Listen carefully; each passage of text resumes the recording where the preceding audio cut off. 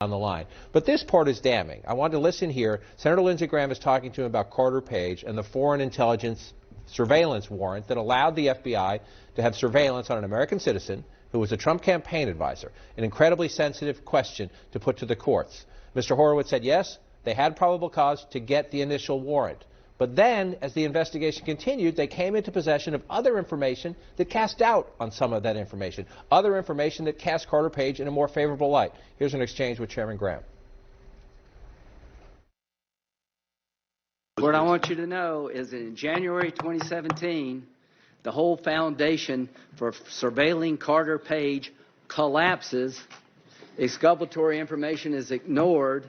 They lie to the court about what the interview was all about. Is that a fair summary so far about the January 2017? They certainly misled. It was misleading to the court. Okay, fair enough. And in January, about 6 months later, when they find more information that could be helpful to Mr. Page, they lie about it.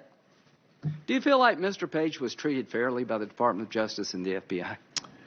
I don't think the Department of Justice fairly treated these FISAs, and he was on the receiving end of the FISA. You would not.